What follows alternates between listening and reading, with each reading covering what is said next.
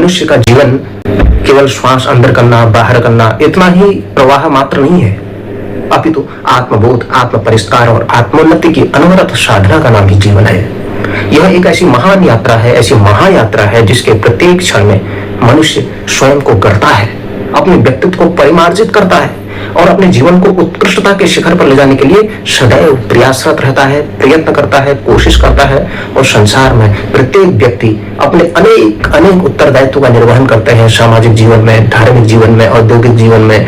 हर क्षेत्र में जिस जगत में वह काम कर रहा है वहां वह अपने लिए प्रयास करता है। कहीं वो किसी का पुत्र है, कहीं वो किसी का मित्र है, कहीं वो किसी का माता पिता है, कहीं वो अन्य शिक्षक है, किसी स्थान पर वो अनेक भूमिकाओं को निर्वहन करता है। जैसे परिवार में भी एक पिता विभिन्न प्रकार की भूमिका, एक ही व्यक्ति है उसके अंदर विभिन्न भूमिकाएं हैं, वो चाचा भी है, वो ताऊ भी है, वो किसी का पुत्र भी है, वो किसी का संबंधी भी है, ऐसी माता है, वो किसी की माता है, किसी की चाची है, किसी की बहन है, किसी की भारिया है, किसी की अन्य कुछ संबंध, कुछ न कुछ उनकी भूमिकाएं हैं। अनेक भूमिकाओं का निर्वहन व्यक्ति करता है, उन भूमिकाओं को ही, उन संबंधों को ही बेहतर बनाने के लिए प्रयासरत करता है और उन समस्त भूमिकाओं के निर्वहन के लिए बार बार वह अपने वास्तविक स्वरूप को ढालता है, उसके अनुरूप बनाता है, कोशिश करता है कि मैं जितना उत्कृष्ट कर सकूं उतना अच्छा है। किसी भी क्षेत्र में कहीं पर भी उसके पास किसी भी प्रकार की जिम्मेदारी है, गृहस्थ की है, संन्यास की है, वानप्रस्थ की है या विद्यार्थी की है, किसी भी प्रकार की उसके जीवन में एक जिम्मेदारी है तो उस जिम्मेदारी को वह बिल्कुल दिव्य साधना से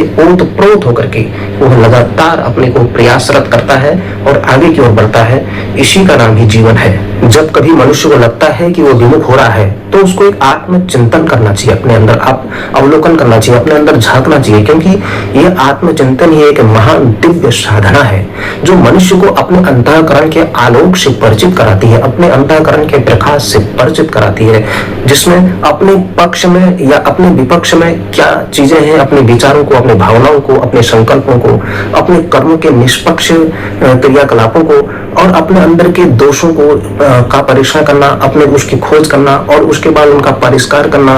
ये सब अपने अंदर के जितने आत्म साक्षात्कार अगर वो कर लेता है, उसके अंदर आत्मबोध जग जाता है। वह सोचता है कि मेरे अंदर क्या अवगुण है, क्या गुण है, जो अवगुण है उनको किस प्रकार से दूर करें। तो ये सब मनुष्य दिन प्रतिदिन सोचता रहता है। ये सब तब करता है जब वह अपने मन, वचन, कर्म से, शांत चित्त भाव से लगातार अपने जीवन की यात्रा को प्रारंभ करता है और अपने जीवन की वास्तविक स्थिति के साथ वह आगे की ओर बढ़ता है। कोई बनावटी नहीं, कोई दिखावटी नहीं, कोई सजावटी नहीं, केवल सामान्य रूप से, साधारण रूप से अपने जीवन की यात्रा को आगे बढ़ाता है, अपने उस अज्ञान और अंधकार को दूर करते हुए ज्ञान रूपी प्रकाश के साथ साथ हर क्षेत्र को अपने उस प्रकाश से आलोकित करते हुए अपने जीवन को, अपने उस जीवन की यात्रा को लगातार आगे बढ़ाते रहता है। तो वो एक, उसके अंदर एक आत्मबोध जागृत हो रहा है, उसके अंदर आत्मचिंतन की पराकाष्ठा पार हो रही है। मनुष्य जब अपना आत्म मूल्यांकन करता है, अपना आत्म परीक्षण करता है, तो वह अपने जीवन मूल्यों में, अपने कर्तव्यों में, अपने आदर्शों के साथ अपने उस ध्येय का स्मरण भी करता है जिसमें वो अपने वास्तविक अस्तित्व को जान पाता है, अपने उस प्रयोजन से परिचित कराता है अपने आप को। क्योंकि जिस प्रकार से अगर हम बहुत ज्यादा किसी अपने दूध को मथते हैं, उसको दही को मथते हैं, मक्खन को मथते हैं, तब जाकर के घी बनता है उसमें, और इसी प्रकार उसमें से हमारे जो तत्व निकलता है, उस तत्व के, उसके अंदर के छुपे हुए तत्व को बाहर निकाल करके वो हमारे लिए ऊर्जा का काम करता है। उसी प्रकार ये भी है, मनुष्य के अंदर अपने सत प्रभाव, असत प्रभाव रहते हैं, मनुष्य के अंदर तम रजोगुण रहते हैं, मनुष्य के अंदर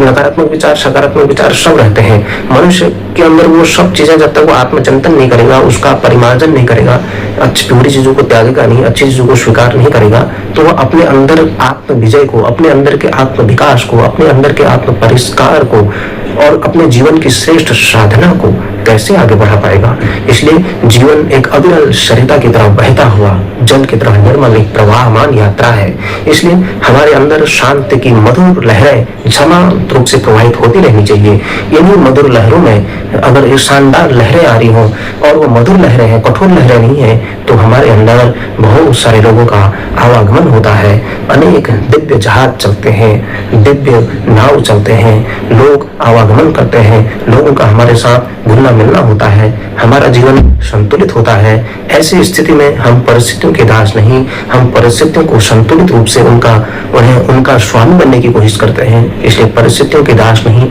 किसी के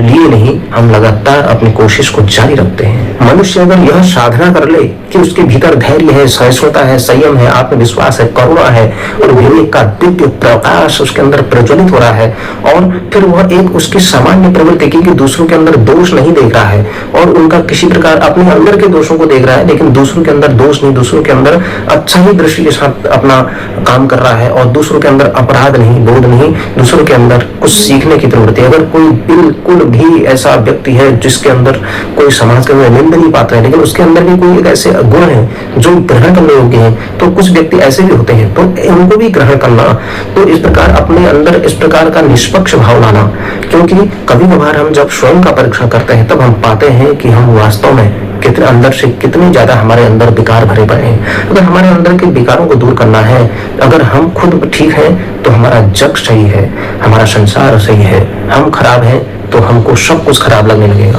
इसलिए अपने अंदर आत्म सुधार, अगर लोक सेवा करनी है, लोक कल्याण करना है, लोक चिंतन करना है, लोक आराधना करनी है और इस समाज के अंदर एक आदर्श स्थिति स्थापित करनी है, तो उसमें सबसे पहले अपने अंदर के प्रकाश को प्रज्वलित करना पड़ेगा। अपने अंदर उस प्रकाश के संचार का जो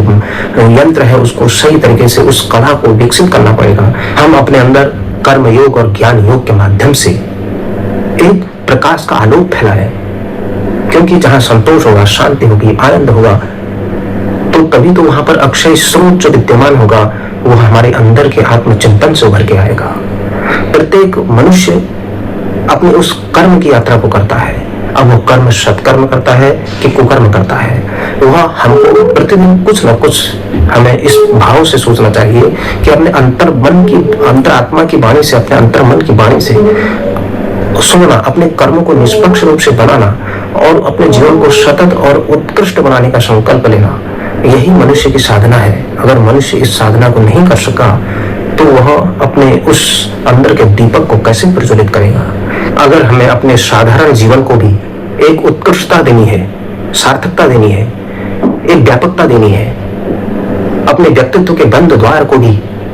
खोले रखना है, उसको खोलना है, तो ये सब तब होता है जब व्यक्ति स्वयं का परिमार्जन करता है, स्वयं का परिष्कार करता है, अपने अंदर के दुर्गुणों को बाहर निकालता है, अपने अंदर के सद्गुणों को अंदर ग्रहण करता है और इस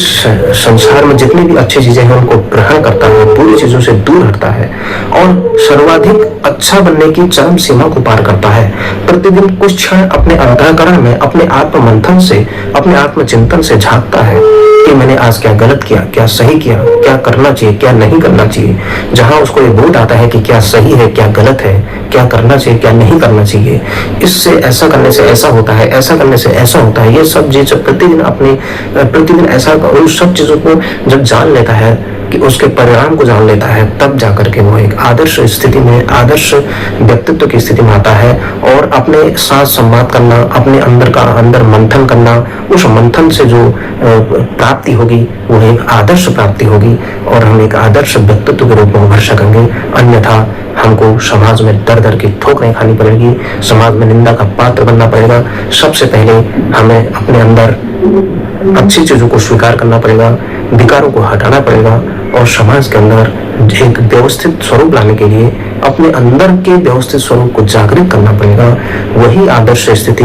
वही जीवन की श्रेष्ठ साधना है, यही हमारे लिए अंदर आत्म विजय है, यही हमारे लिए आत्म संकल्प है, यही हमारे लिए एक महान दृष्टि है।